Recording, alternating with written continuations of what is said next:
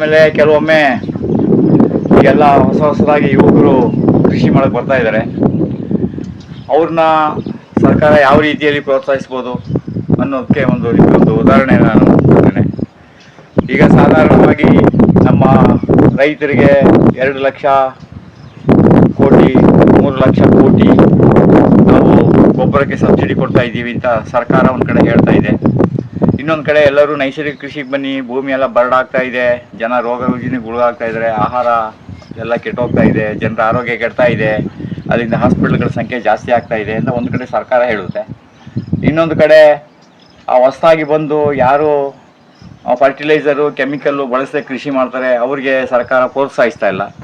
ಇದು ಯಾವ ಥರ ಪ್ರೋತ್ಸಾಹಿಸ್ಬೋದು ಅಂದರೆ, ಈಗ ಸಾಧಾರಣ ನಮ್ಮ ದೇಶದಲ್ಲಿ ನಮ್ಮ ಭಾರತ ದೇಶದಲ್ಲಿ ಸರಿಯಾಗಿ ಹೋಲಿಕೆ ಮಾಡಿದ್ರೆ ಇವತ್ತು ನಮ್ಮಲ್ಲಿ ಕೃಷಿ ಮಾಡ್ತಾ ಇರುವಂಥ ಜಮೀನಿನಲ್ಲಿ ಸಂಖ್ಯೆ ತಗೊಂಡ್ರೆ ನಮ್ಮ ಸರ್ಕಾರ ಅದಕ್ಕಾಗಿ ಗೊಬ್ಬರಕ್ಕೆ ಕೊಡ್ತಾ ಇರೋ ಸಬ್ಸಿಡಿಯನ್ನು ಲೆಕ್ಕ ಹಾಕ್ಕೊಂಡ್ರೆ ಕನಿಷ್ಠ ಅಂದರೆ 1 ಎಕರೆಗೆ 8,000 to 10,000 ರೂಪಾಯಿ ಸಬ್ಸಿಡಿ ಕೊಡ್ತಾ ಇದೆ. 1 ಎಕರೆಗೆ 8,000 to 10,000 ರೂಪಾಯಿ ಹಣವನ್ನು ಸಬ್ಸಿಡಿ ರೂಪದಲ್ಲಿ ಕೊಡ್ತಾ ಇದೆ.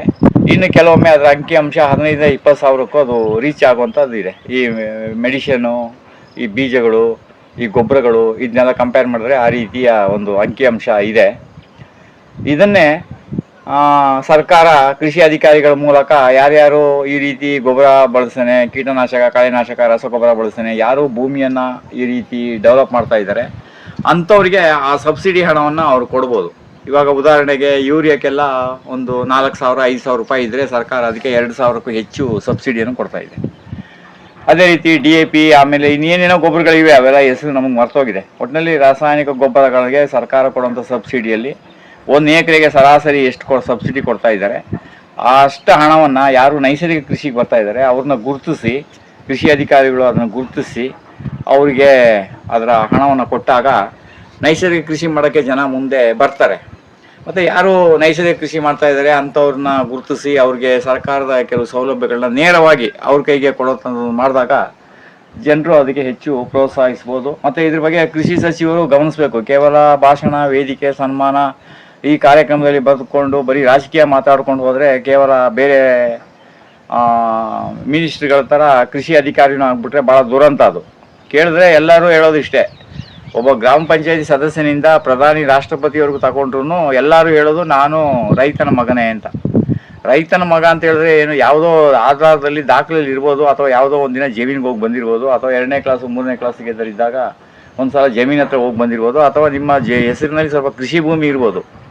ಅದು ಬಿಟ್ಟರೆ ನೀವು ನಿಜವಾಗಿ ಕೃಷಿ ಮಾಡ್ತಾ ಇದ್ದೀರಾ ಅಥವಾ ನಿಮ್ಮ ಜೀವನ ಕೃಷಿಯಿಂದ ನಡೀತಾ ಇದೆಯಾ, ಆಗ ಮಾತ್ರ ನೀವು ಕೃಷಿಕರು ಅಂತ ಹೇಳ್ಕೋಬೇಕು, ನಾನು ರೈತ ಅಂತ ಹೇಳ್ಕೋಬೇಕು. ನೀವು ಸಚಿವರುಗಳು, ಮಿನಿಸ್ಟ್ರುಗಳು ಸರ್ಕಾರದಿಂದ ಸಾವಿರಾರು ಕೋಟಿ ಹಣ ಪಡ್ಕೊಂಡು ಅವರಿಂದ ಸರ್ಕಾರದಿಂದನೇ ಕಾರ್ ತಗೊಂಡು, ಸರ್ಕಾರದಲ್ಲೇ ಪೆಟ್ರೋಲ್ ಹಾಕ್ಕೊಂಡು, ಸರ್ಕಾರದ ಬಂಗ್ಲೆಗಳಲ್ಲೇ ವಾಸ ಮಾಡಿಕೊಂಡು, ಸರ್ಕಾರದಿಂದ ಸಂಬಳ ತಗೊಂಡು ನೀವು ಸೇವೆ ಮಾಡೋದು ಬಿಟ್ಬಿಟ್ಟು ನಾನು ರೈತ ಅಂತ ಹೇಳ್ಕೊಂಡು ಬಂದರೆ ಅದರಲ್ಲಿ ಏನು ಪ್ರಯೋಜನ ಇಲ್ಲ. ಈಗ ಕೃಷಿ ಸಚಿವರು ಮಾಡ್ಬೋದು, ಕೃಷಿ ಸಚಿವರು ಏನು ಮಾಡ್ಬೋದು, ರಾಜಕೀಯ ಬಿಟ್ಟು ನಾವೆಲ್ಲರೂ ಒಂದೇ ಅಂತ ತೀರ್ಮಾನ ತಗೊಳ್ಳೋದಾದರೆ, ಈಗ ಕೃಷಿಕರ ಜಮೀನುಗಳಲ್ಲಿ ಕಾಡು ಪ್ರಾಣಿಗಳು ನುಗ್ಗಿ ಕೃಷಿಗೆ ಆಗ್ತಾ ಇರೋಂಥ ತೊಂದರೆಗಳನ್ನ, ಕಾಡು ಪ್ರಾಣಿಗಳಿಂದ ರೈತರಿಗೆ ಆಗ್ತಾ ಇರೋ ಜೀವಹಾನಿಗಳನ್ನು ಕೃಷಿ ಸಚಿವರು ನೇರವಾಗಿ ಅರಣ್ಯ ಸಚಿವರಿಗೂ ತೋಟಗಾರಿಕೆ ಸಚಿವರಿಗೂ ಸೂಚನೆಯನ್ನು ಕೊಡ್ಬೋದು.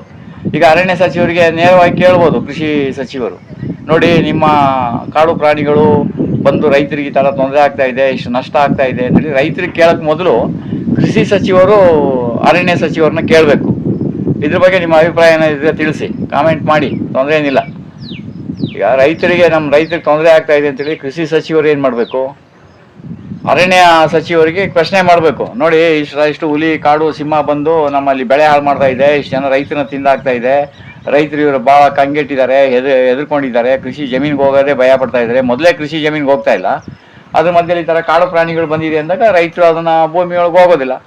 ಇದನ್ನು ಸಚಿವರು ರೈತರ ಪರವಾಗಿ ಮಾತಾಡಬೇಕು. ಆವಾಗ ನಾವು ಇವರೆಲ್ಲ ರೈತರ ಮಕ್ಕಳು, ಕೃಷಿ ಸಚಿವರು ನಾವು ಒಪ್ಕೊಳ್ಬೋದು. ಆಮೇಲೆ ಕೃಷಿ ಸಚಿವರು ಈ ಸಮಯದಲ್ಲಿ ಏನು ಮಾಡ್ಬೋದು, ಈಗ ಜೋಳಕ್ಕೆ, ಭತ್ತಕ್ಕೆ MSP ರೇಟ್ ಫಿಕ್ಸ್ ಮಾಡಿದ್ದೀವಿ, ನಾವೆಲ್ಲ ಖರೀದಿ ಕೇಂದ್ರಗಳನ್ನು ಓಪನ್ ಮಾಡ್ತಾ ಇದ್ದೀವಿ ಅಂತ ಹೇಳ್ತಾರೆ. ಈಗಾಗಲೇ ರೈತರು ಭತ್ತವನ್ನು ಕಟಾವು ಮಾಡಿ ಆಗಲೇ ದಳ್ಳಾಳಿಗೆಲ್ಲ ಬಂದು ತಗೊಂಡು ಹೋಗ್ತಾ ಇದ್ದಾರೆ. ಅವ್ರಿಗೆ ರೈತರಿಗೆ ಇಟ್ಕೊಳ್ಳೋಕೆ ಜಾಗ ಇಲ್ಲ, ಇರೋದೇ ಒಂದು ಚಿಕ್ಕ ಚಿಕ್ಕ ಮನೆ, ಅದರಲ್ಲೆಲ್ಲ ಮನೆಯಲ್ಲಿ ರೇಷನ್ ಯಾರು ಇಟ್ಕೊಳ್ಳೋಕೆ ಜಾಗ ಏನು ಇಟ್ಕೊಂಡಿಲ್ಲ. ಎಲ್ಲರೂ ಇವತ್ತಿನ ದಿನದಲ್ಲಿ ರೈತರು ಕೂಡ ತುಂಬ ತಪ್ಪುಗಳನ್ನ ಮಾಡ್ತಾ ಇದ್ದೀರಿ. ಅದು ನಾನು ಮುಂದಿನ ದಿನಗಳು ಹೇಳ್ತೀನಿ. ನೀವು ರೈತರು ಭತ್ತ ಬೆಳೆದಿದ್ದು, ಜೋಳ ಬೆಳೆದಿದ್ದು ಮನೆಗೆ ರಾಶಿ ತರೋದೇ ಇಲ್ಲ, ಎಲ್ಲ ಕಣದಿಂದನೇ ಮಾರಾಕ್ಬಿಡ್ತಾ ಇದ್ದೀರಿ. ಅದೇ ರೀತಿ ಇವಾಗೆಲ್ಲ ಏನು ಮಾಡ್ತಾ ಇದ್ದಾರೆ, ರೈತರು ಭತ್ತಗಳನ್ನೆಲ್ಲ ಮಾರಾಕ್ಬಿಡ್ತಾ ಇದ್ದಾರೆ. ನೀವು ರೈತರು ಭತ್ತ ಎಲ್ಲ ಮಾರಾದ್ಮೇಲೆ ಖರೀದಿ ಕೇಂದ್ರ ಓಪನ್ ಮಾಡಿದ್ರೆ ಎಷ್ಟು, ಬಿಟ್ಟರೆ ಎಷ್ಟು ಅಲ್ವಾ? ಈಗಲೇ ನೀವು ಖರೀದಿ ಕೇಂದ್ರವನ್ನು ಓಪನ್ ಮಾಡಿ ರೈತರಿಂದ ಈಗಲೇ ಭತ್ತವನ್ನೆಲ್ಲ ಪರ್ಚೇಸ್ ಮಾಡಬೇಕು, ಅವಾಗ ಅದಕ್ಕೆ ಪ್ರಯೋಜನಕ್ಕೆ ಬರ್ತದೆ. ಇಲ್ಲದಿದ್ದರೆ 1 ತಿಂಗಳು 2 ತಿಂಗಳಾದಮೇಲೆ ನೀವು ಖರೀದಿ ಕೇಂದ್ರವನ್ನು ಓಪನ್ ಮಾಡಿದ್ರೆ ಅವಾಗ ಪುನಃ ದಳ್ಳಾಳಿಗಳೇನು ಮಾಡ್ತಾರೆ ಅಂದರೆ ರೈತರ ಹೆಸರಿನಲ್ಲೇ ಆ ಭತ್ತವನ್ನು ಇಟ್ಟು ಲಾಭ ಅವ್ರು ಮಾಡ್ಕೊಳ್ತಾರೆ. ಇದರಿಂದ ಇಂಥದನ್ನೆಲ್ಲ ಗಮನಿಸಬೇಕು. ನಾನು ಯಾವುದೋ ಒಂದು ಸಚಿವ, ನಾನು ರೈತನ ಮಗ ಅಂತ ಹೇಳ್ಕೊಂಡು ಭಾಷಣ ಬೀಳ್ಕೊಂಡು ಓಡಾಡೋದಲ್ಲ. ನೀವು ಮಾಡಬೇಕಾಗಿರೋದೇನು, ರೈತರಿಗೆ ಆ ಸಮಯಕ್ಕೆ ಸರಿಯಾಗಿ ಇವಾಗ ಭತ್ತ ಬರ್ತದೆ, ನವಂಬರ್ ಡಿಸೆಂಬರ್ನಲ್ಲಿ ಭತ್ತ ಬರ್ತದೆ ಅಂತ ನಿಮ್ಗೆ ಮೊದಲೇ ಗೊತ್ತಲ್ವಾ? ನೀವು ಸೆಪ್ಟೆಂಬರ್ ಅಕ್ಟೋಬರ್ನಲ್ಲೇ ಖರೀದಿ ಕೇಂದ್ರಗಳನ್ನು ಓಪನ್ ಮಾಡಬೇಕು, ಮುಸ್ಕಿನ ಜೋಳದ ಖರೀದಿ ಕೇಂದ್ರಗಳನ್ನು ಓಪನ್ ಮಾಡಬೇಕು. ಅವಾಗ ಏನಾಗ್ತದೆ ಅಂತ ಹೇಳಿದ್ರೆ ರೈತರಿಗೆ ನೇರವಾಗಿ ಭತ್ತವನ್ನು ಅವರು ಕ್ಲೀನ್ ಆದಮೇಲೆ, ಅವರು ಭತ್ತ ಬಂದ ಮೇಲೆ ನೇರವಾಗಿ ತಗೊಂಡು ಬಂದು ನಿಮ್ಮ ಕೇಂದ್ರಗಳಿಗೆ ಹಾಕ್ತಾರೆ. ನೀವು ರೈತರಿಗೆ ಸಪೋರ್ಟ್ ಮಾಡ್ತೀವಿ ಅಂತ ಹೇಳ್ಕೊಂಡು ಇದೆಲ್ಲ ಡಬಲ್ ಗೇಮು ಅನಿಸ್ತಾ ಇದೆ. ಅದರಿಂದ ದಯಮಾಡಿ ಆದಷ್ಟು ಬೇಗ ಖರೀದಿ ಕೇಂದ್ರಗಳನ್ನು ಓಪನ್ ಮಾಡಿ. ಇನ್ನು ಕೃಷಿ ಸಚಿವರಷ್ಟೇ ಯಾವುದ್ಯಾವುದೋ ರೈತ ಸಂಘದ ಪುಡಾರಿಗಳ ಹಿಂದ್ಗಡೆ ಅವ್ರನ್ನ ಜಯಘೋಷ ಹಾಕೋಕೆ, ಉಗೆ ಅನ್ನೋದಕ್ಕೆ ಇಟ್ಕೊಳ್ಳೋ ಬದಲು ನಮ್ಮ ಹೊನ್ನೂರು ಪ್ರಕಾಶ್ ಅವ್ರನ್ನ ಅಟ್ಲೀಸ್ಟ್ ಒಂದು 15 ದಿನಕ್ಕೆ ಒಂದ್ಸಲ ಅದು ಕೃಷಿ ಸಚಿವರು ಮಾತಾಡಿಸಿ ಏನು ಮಾಡ್ಬೋದು ಅಂತ ಹೇಳಿ. ಯಾಕೆಂದರೆ ಮಾಡಿದರೆ ಹೆಸರು ನಿಮಗೆ ಬರೋದು, ಇನ್ನೇನು ಹೊನ್ನೂರು ಪ್ರಕಾಶ್ಗೆ ಹೆಸರು ಬರಲ್ಲ, ರೈತರಿಗೆ ಹೆಸರು ಬರಲ್ಲ. ಕೃಷಿ ಸಚಿವರು ಇದ್ರಪ್ಪ ಇಂಥ ಇಸ್ವಿಯಲ್ಲಿ ಇಂಥ ಕೆಲಸ ಮಾಡಿದ್ರು ಅನ್ನೋ ಹೆಸರು ಬರೋದು ನಿಮಗೆ. ಇನ್ನು ರೈತರಿಗೆ, ರೈತ ನಾಯಕರಿಗೆ ಏನು ಬರೋದು ಬೇಡ. ಯಾವ ರೈತ ನಾಯಕರು ಕೆಲವರು ಇದಾರಲ್ಲ, ನಿಮ್ಮ ಬಾಲ ಹಿಂದೆ ಹಿಂಬಾಲಕ್ಕೆ ಬರ್ತಾರಲ್ಲ, ಅವ್ರನ್ನ ಉಗಿದು ಓಡಿಸಿ ಹೊರಗಡೆ. ನಿಮ್ಮಿಂದ ಏನು ನಮಗೇನು ಸಲಹೆ ಬರ್ತಾ ಇಲ್ಲ ಅಂತೇಳಿ. ನಿಮಗೆ ಉಗೆ ಅನ್ನೋರು ಬೇಕಾ, ಅಥವಾ ನೀವೊಂದು ಒಳ್ಳೆ ಕೆಲಸ ಮಾಡೋಕ್ಕೆ ಸಲಹೆ ಕೊಡೋರು ಬೇಕಾ? ಇದನ್ನು ನೀವು ಸಚಿವರು ಸ್ವಲ್ಪ ಯೋಚನೆ ಮಾಡಿ. ಈಗ ಒಳ್ಳೆ ಸಮಯ ಇವಾಗ. ಆದಷ್ಟು ಬೇಗ ನೀವು ಪ್ರತಿ ತಾಲೂಕಿನಲ್ಲಿ, ಪ್ರತಿ ಹೋಬಳಿಯಲ್ಲಿ ಭತ್ತ ಖರೀದಿ ಕೇಂದ್ರವನ್ನು ಓಪನ್ ಮಾಡೋದು ಭಾರಿ ಒಳ್ಳೆಯದು. ಇಲ್ಲದಿದ್ದರೆ ನೀವು ಇನ್ನು 15 ದಿನ 20 ದಿನ 1 ತಿಂಗಳು ಬಿಟ್ಟು ಖರೀದಿ ಕೇಂದ್ರ ಓಪನ್ ಮಾಡಿದ್ರೆ ಅದು ಏನೂ ಪ್ರಯೋಜನಕ್ಕಿಲ್ಲ. ಸುಮ್ಮನೆ ಈ ಮಗುನ ಜಿಗ್ಟೋದು ನೀವೇ, ತೊಟ್ಲು ತೂವೋದು ನೀವೇ ಅಂತ ಈ ಥರ ಆಗ್ಬಿಡ್ತದೆ. ಇದೆಲ್ಲ ಆಗೋದು ಬೇಡ ಅನ್ನೋದನ್ನ ನಾನು ನಿಮ್ಮ ಹತ್ರ ವಿನಂತಿಸ್ತಾ ಇದ್ದೀನಿ. ಇನ್ನು ಕೆಲವು ರೈತರುಗಳು ಅಷ್ಟೇ, ದಯಮಾಡಿ ಹೇಳ್ತೀನಿ, ಸುಮ್ಮನೆ ಸಾಲ ಹಾಕ್ಕೊಂಡು ಅವ್ರ ಹಿಂದೆ ಇವ್ರ ಹಿಂದೆ ಉಗೆ ಅಂತ ಹೇಳೋದು ಬಿಟ್ಬಿಡಿ. ನೀವು ನಿಮ್ಮ ಕೈಲಿ ರೈತರಿಗೆ ಹೋರಾಟ ಮಾಡೋಕ್ಕಾಗಲಿಲ್ಲ ಅಂದರೆ ಸುಮ್ಮನೆ ಮನೇಲಿ ಇರಿ.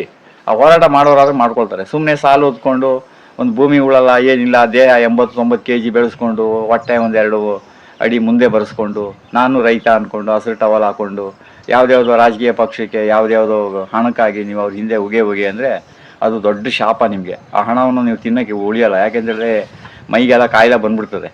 ಆ ಮೈಗೆಲ್ಲ ಕಾಯಿಲೆ ಬಂದ ಮೇಲೆ ಆ ಹಣ ನಿಮ್ಮ ಅಳಿಯನೋ ಸೊಸೆನೋ ಯಾರೋ ತಿಂತಾರೆ. ಪಾಪಿ ದುಡ್ಡು ಯಾರೋ ತಿಂದರು ಅಂತಾರಲ್ಲ, ಹಾಗೆ ಒಂದು ಹಣ ಗಳಿಸ್ಬೇಕು, ಅದೇ ಹಣ ಬೇಕು. ಬಟ್ ಅದೇ ಹಣ ಗಳಿಸೋದೇ ಒಂದು ಜೀವನ ಆಗ್ಬಿಡ್ಬಾರ್ದು. ಮತ್ತು ಅವ್ರು ಹಿಂದ್ಗಡೆ ಸುತ್ತಕೊಂಡು ಇಂದ್ರ ಚಂದ್ರ ಅಂತ ಹೇಳ್ಕೊಂಡು ಆ ರಾಜಕಾರಣಿಗಳನ್ನ ಹೊಗಳ್ಕೊಂಡು ಅವೆಲ್ಲ ಮಾಡೋಕ್ಕೆ ಹೋಗಬೇಡಿ. ಅವು ಒಳ್ಳೇದಲ್ಲ. ಅವರು ನಂಜುಂಡಸ್ವಾಮಿಯವರು ಪ್ರಶ್ನೆ ಮಾಡ್ತಿದ್ರು, ನೀವು ಅಷ್ಟೇ ಎಲ್ಲ ಪ್ರಶ್ನೆ ಮಾಡಿ. ಮತ್ತು ಮಾಧ್ಯಮದವರು ಅಷ್ಟೇ, ಮಾಧ್ಯಮದವರು ಯಾರು ಪ್ರಶ್ನೆ ಮಾಡ್ತಾರೆ ಅವನು ನಿಜವಾದ ಪತ್ರಕರ್ತ ಅಂತ. ಆಡಳಿತ ಸರ್ಕಾರವನ್ನು ಪ್ರಶ್ನೆ ಮಾಡಬೇಕು, ಪ್ರಶ್ನೆ ಮಾಡಿ ಸರಿ ಮಾಡಬೇಕು. ಆಡಳಿತ ಪಕ್ಷಕ್ಕೆ ನೀವು ಸ್ಪೋಕ್ಸ್ ಪರ್ಸನ್ ಆಗಿಬಿಟ್ಟಿದ್ದೀರಿ. ತುಂಬ ಮಾಧ್ಯಮದವ್ರು ಇವತ್ತು ಆಗಿರೋದು ಹಾಗೇನೆ. ಆಡಳಿತ ಪಕ್ಷಕ್ಕೆ ಸ್ಪೋಕ್ಸ್ ಪರ್ಸನ್ ಆಗಿಬಿಟ್ಟು ಅವರು ಪರವಾಗಿ ಮಾತಾಡೋದು ಅವೆಲ್ಲ ಒಳ್ಳೇದಲ್ಲ. ಜನ ಯಾವತ್ತೂ ನಿಮ್ಗೆ ಕ್ಷಮಿಸಲ್ಲ. ಅದೇ ಅಲ್ಲಿ ನಿಮ್ಮನ್ನೇ ನೀವು ಪ್ರಶ್ನೆ ಮಾಡ್ಕೊಳ್ಳಿ, ನೀವು ಏನು ಕೆಲಸ ಮಾಡ್ತಾಯಿದ್ದೀರಿ, ನೀವು ಮಾಡ್ತಾ ಇರೋದು ನಿಮ್ಗೆ ಸರಿನಾ ಅಂತ ನೀವೇ ಪ್ರಶ್ನೆ ಮಾಡ್ಕೊಂಡು ನಿಮ್ಗೆ ಅದು ಅರ್ಥ ಆಗ್ತದೆ. ಹಾಗೆ ಈ ತೋಟ ಇವಾಗ ಇಲ್ಲಿ ಡೆವಲಪ್ ಆಗ್ತಾ ಇದೆ. ಎಲ್ಲ ಜಾಗ ಚೆನ್ನಾಗಿದೆ. ಸಂಜೆ ಒಂದು 5 ಗಂಟೆ 6 ಗಂಟೆಗೆ ಇಲ್ಲಿ ನೋಡಲಿಕ್ಕೆ ಭಾಳ ಚೆನ್ನಾಗಿ ಕಾಣ್ತದೆ. ಈಗ ನೋಡೋಕ್ಕೆ ನಿಮಗೆ ಭಾಳ ಸುಂದರವಾಗಿ ಕಾಣ್ತದೆ. ಈಗಾಗಲೇ ನೀವು ನಮ್ಮದು ಇದು 3-4 ವೀಡಿಯೋ ನೋಡಿದ್ದೀರಿ. ಈ ನೋಡುವಾಗ ನಿಮ್ಗೆ ಇನ್ನೂ ಸ್ವಲ್ಪ ಚೆನ್ನಾಗಿ ಇದು ಅರ್ಥ ಆಗ್ತದೆ. ಹಾಗೆ ಇಂಥ ವಯಸ್ಸಾದವರು ಕೂಡ ಈ ಥರ ಹತ್ಬೋದು. 2 ಕಡೆಗೂ ಈ ಥರ ಸಪೋರ್ಟ್ ಇರಬೇಕು. 2 ಕಡೆಗೂ ಈ ಥರ ಸಪೋರ್ಟ್ ಇದ್ದರೆ ಅದು ಯಾರು ಬೇಕಾದ್ರೆ ಹತ್ತಿ ಇಳಿಯೋಕ್ಕೆ ಸ್ವಲ್ಪ ಅನುಕೂಲ ಆಗ್ತದೆ. ಈ ರೀತಿ ಒಂದನ್ನು ಬಿಲ್ಡ್ ಮಾಡಿ ಸುಮ್ಮನೆ ಎಲ್ಲೆಲ್ಲೋ ಶೇರ್ಗೆ, ಮಾರ್ಕೆಟ್ಗೆ, ಬ್ಯಾಂಕಲ್ಲಿ FDಗೆ ಅಂತ ಇಟ್ಕೊಂಡು ಇರೋ ಬದಲು ಪ್ರಕೃತಿ ತಾವು ಸಂಪಾದನೆ ಮಾಡಿರೋದನ್ನ ಸ್ವಲ್ಪ ಪರಿಸರಕ್ಕೂ ಸ್ವಲ್ಪ ಹಾಕಿ. ಮತ್ತು ಇದೆಲ್ಲ ಒಂದು ದೊಡ್ಡ ಪುಣ್ಯದ ಕೆಲಸ. ಗ್ಲೋಬಲ್ ವಾರ್ಮಿಂಗ್ ಆಗಿದೆ ಅಂತ ಹೇಳ್ತೀವಿ. ಗ್ಲೋಬಲ್ ವಾರ್ಮಿಂಗ್ಗೆ ಏನು ಕಾರಣಗಳು? ವಿಪರೀತ ಕೀಟನಾಶಕ, ಕಳೆನಾಶಕ, ಬೆಂಕಿ, ರಸಗೊಬ್ಬರಗಳನ್ನು ಬಳಸಿ ಇವತ್ತೆಲ್ಲ ನಮ್ಮ ವಾತಾವರಣ ಸಂಪೂರ್ಣ ಕೆಟ್ಟೋಗಿದೆ. ಇಲ್ಲಿ ನೋಡಿ, ಇಲ್ಲಿ ಒಂದೇ ಒಂದು ಕಾಳು ರಾಸಾಯನಿಕ ಗೊಬ್ಬರವನ್ನು ಹಾಕಿಲ್ಲ. ಒಂದು ಕೀಟನಾಶಕ ಹೊಡೆದಿಲ್ಲ, ಒಂದು ಕಳೆನಾಶಕ ಹೊಡೆದಿಲ್ಲ, ಯಾವುದೇ ಒಂದು ರಸಗೊಬ್ಬರವನ್ನು ನಾವು ಇಲ್ಲಿ ಬಳಸಿಲ್ಲ. ಮುಂದಿನ ದಿನದಲ್ಲಿ ನಾವು ಯಾವಾಗಾದರೂ ಮಾಲೀಕರು ಸಿಕ್ಕಿದಾಗ ಅವ್ರ ಕಡೆಯೂ ಒಂದು ಸಂದರ್ಶನ ಮಾಡಿ ನಿಮ್ಮನ್ನೆಲ್ಲ ಮಾತಾಡಿಸ್ತೀವಿ, ಅವ್ರನ್ನ ಪರಿಚಯ ಮಾಡಿಸ್ತೀವಿ. ಹೀಗೆ ಈ ತೋಟ ಇದು ಒಂದು ರಸ್ತೆ ನೇರವಾಗಿ ಅಲ್ಲಿ ಮೇಯ್ನ್ ಗೇಟಿಂದ ಬರಲಿಕ್ಕೆ ಮಾಡಿದಂಥ ರಸ್ತೆ. ಇಲ್ಲಿ ನಾವು ಬಾರ್ಡ್ರಲ್ಲಿ ಜಟ್ರೋಪ, ಇಲ್ಲಿ SBM, ಆಮೇಲೆ ಇಲ್ಲಿ ಒಂದು ತೆಂಗಿನ ಗಿಡ ಪಕ್ಕದಲ್ಲಿ ಹಾಕ್ಕೊಂಡಿದ್ದೇವೆ. ಇಲ್ಲಿ ನಾವು ಬೋರ್ಗೆ ಹೋಗ್ಲಿಕ್ಕೆ ಅಂದ್ಬಿಟ್ಟು ಒಂದು ಇಷ್ಟಾಗಲೇ ಜಾಗವನ್ನು ಇಲ್ಲಿ ಬಿಟ್ಕೊಂಡಿದ್ದೇವೆ. ಸದ್ಯಕ್ಕೆ ಇಲ್ಲಿ ಸೆಣಬು ಹಾಕಿದ್ದೇವೆ, ಅದರಿಂದ ಇಲ್ಲಿ ಗಾಡಿ ಎಲ್ಲ ಟರ್ನ್ ಮಾಡೋಕ್ಕೆ ಇದಾಗ್ತದೆ ಅಂದ್ಬಿಟ್ಟು ತೆಂಗಿನ ಗಿಡವನ್ನು ಇಲ್ಲೊಂದು ಸ್ವಲ್ಪ ಜಾಗ ಸ್ವಲ್ಪ ವಿಚಾರವಾಗಿ ಇಲ್ಲಿ ಬಿಟ್ಕೊಂಡಿದ್ದೇವೆ. ಇದು ಬೋರು. ಮುಂದಿನ ಇನ್ನೊಂದು ವಿಡಿಯೋ ಮಾಡುವಾಗ ಈ ಜಾಗ ಇನ್ನೂ ನಿಮಗೆ ಸ್ವಲ್ಪ ಚೆನ್ನಾಗಿ ಕಾಣೋಕ್ಕೆ ಶುರು ಆಗ್ತದೆ. ಹೀಗೆ ನಮ್ಮ ಪ್ರಯಾಣ ಸಾಗ್ತಾ ಇದೆ.